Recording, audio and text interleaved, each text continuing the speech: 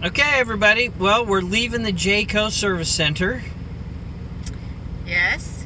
And we've decided to head to Shelbyville, Kentucky. That's our next stop. We'll see if we make it that far. Yeah. It's like 6 hours.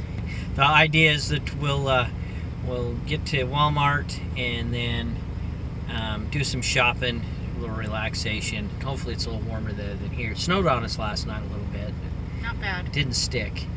All right, we're off like a herd of turtles. How to get going where we're gonna go. She got me to where the U-Haul place was.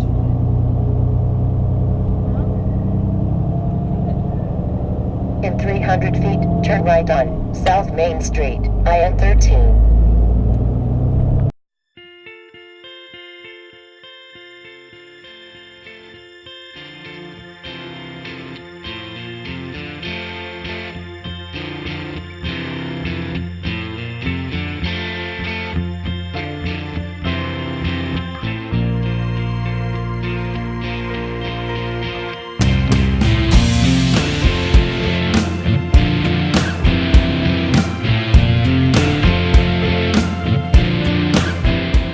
We've made it to Shelbyville, Kentucky, and I think you can kind of see it's snowing here. So we got here, we went in, did a little shopping because we needed to. We didn't have any groceries really in the trailer, and talked to the management. I'd already looked on RV Parky and said that this was still a friendly place to stay overnight. I spoke with the manager and he said, absolutely, you're welcome to stay. But we do ask that you leave by 7 in the morning, so it's going to be a little bit of an early morning for us. But yeah, I actually didn't expect this. We've gone 300 miles south of Elkhart, Middlebury, and our hope is that tomorrow we're going to go down to Mammoth Cave, so that'll be cool. All right, well, time to have a sandwich and call it a night. 6.5 hours later. All right, so we are leaving Shelbyville, Kentucky after it was a good night. It was a little noisy. We were basically surrounded by semi-trucks, but the surrounded by semi-trucks wasn't bad. The one that was running right directly behind our bedroom, that one was a little noisy. But you know, it is what it is. Yeah. So the Walmart here in Shelbyville was kind enough to say that we were free to overnight as long as we parked over where the rest of the semis were parked. There was like 4 when we got here, but then as the evening progressed, we were surrounded, but we were the only RV here, and it's early morning, and we're getting out of here, headed to Mammoth Cave. So I made a little review on RV Parky, and we're off on the road again. You're a silly man. Okay, Sulu, you got the navigation online? You have it in GPS. So. Well, we made it here to the Mammoth Cave. Unfortunately, we came in at 9:02 and we missed the River Styx tour. We ran in, but the tour had already left. But it's pretty quiet here today. And I found a parking spot over here. We were hoping to stay in the campground, which is adjacent to the visitor center. I'm actually pointed in the direction of where the campground's at, but it's closed until March. So we had actually hoped to stay 2 nights here, thinking we'd get in here, get a spot in the campground, figure out what we were going to do for a tour. Now we've rolled in. We're going to take the historical tour at 10, and I don't know what we're going to do. But that's the joys of having no schedule. We'll just have to look at the map and see what we want to do. Mom, there's the river. Come on. It's all right. Say hi. Hi. Well, here's where we get our workout.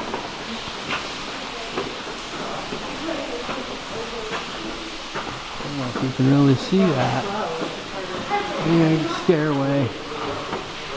This is a place that means something to our nation, to individuals, to opportunities. Perhaps one of the first national World War I memorials erected is right up here. Right here.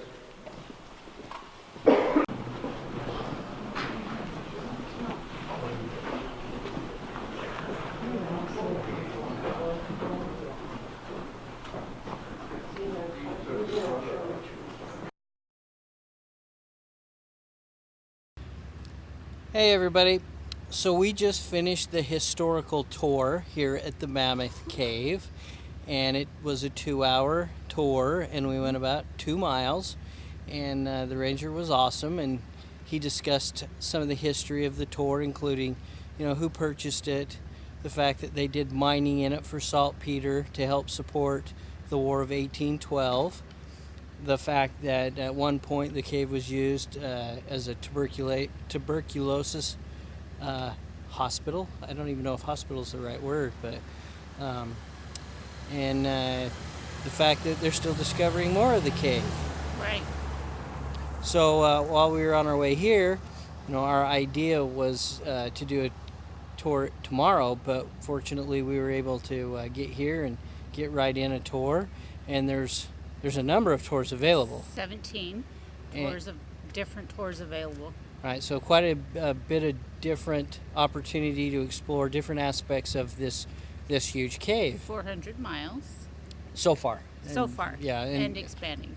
So it's very different. You know, we've seen quite a number of caves in the last year, and this certainly is a lot different than the Lehman Cave, and definitely different than the Carlsbad Caverns. So didn't see really any stalactite, stalagmite formations. But maybe in the drips, there's a drip tour. Yeah, maybe. Maybe. We don't know. We didn't take that tour, but more history than a visual impact, I think, for me. Yeah, and there was lots of signatures in there, and they talked about the signatures and it portraying more of a history versus graffiti. So that was an interesting take. Yes. So I mean, he really kind of hit upon the idea of all of the smoking names and the carved names. Gave it gave it the aspect that it was a register of historical purposes. Of course, I didn't ask him if we could go ahead and register ourselves on the wall.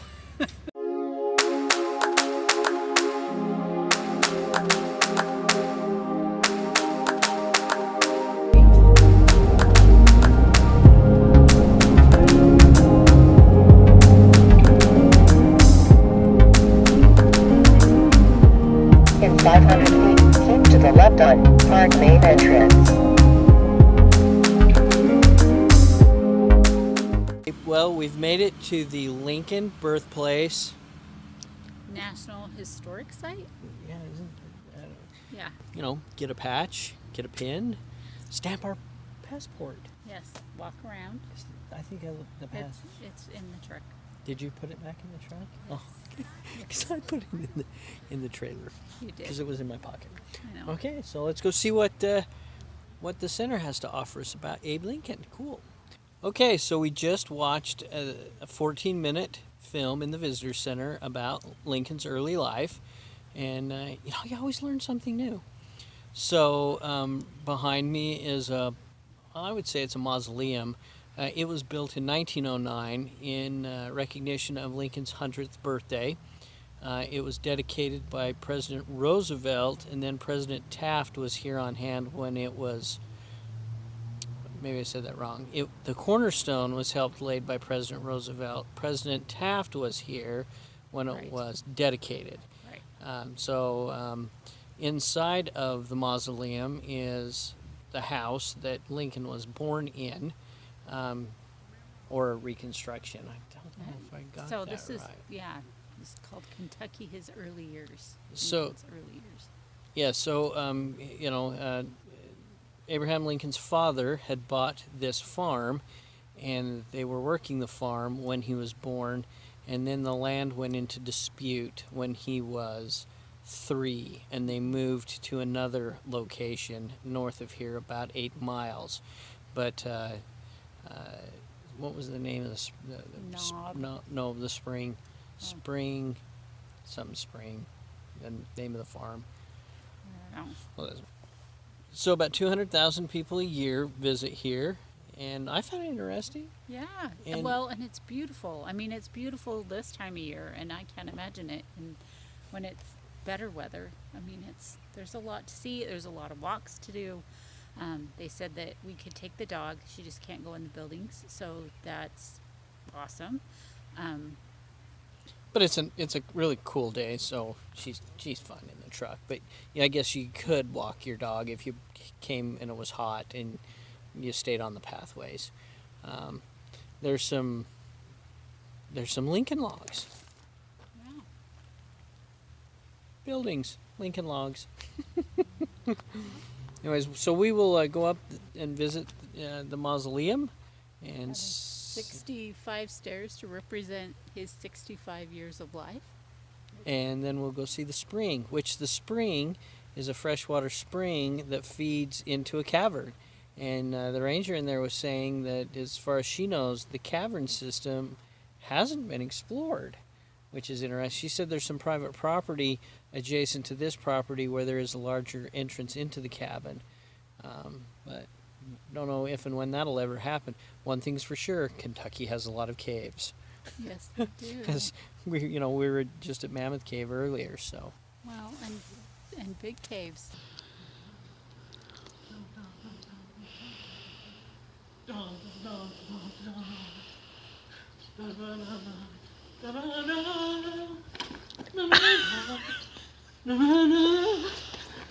Okay, so we went up in the mausoleum, and a couple of interesting things. We learned that the log cabin that's inside, although at the time they believed it to be Lincoln's birth home, it turned out not to be. So the cabin that's in there has been in there the entire time that this has existed. Right. But through some investigation and whatnot, although a lot of people told that it was the place, there was a county judge who said, yeah, I'm not so sure, and he was right. Yeah. They figure that the cabin that's in there is about 20 years newer in relationship to time than Lincoln's cabin would have been.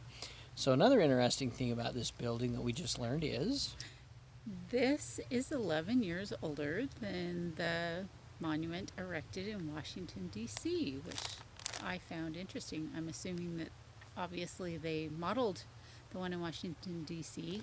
after this one, so that's pretty cool. Yeah. So now we'll head down and see the spring where Lincoln used to get his water. Yeah, I wonder if he had tea maybe. or coffee. I don't know. I don't know. So this is the sinking spring, and the reality is Abraham Lincoln probably got his first drink of water out of this spring. And it was probably one of the important reasons why his father purchased this farm.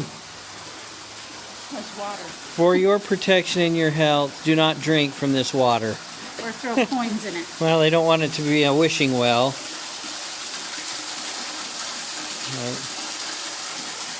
Looks like most people listen.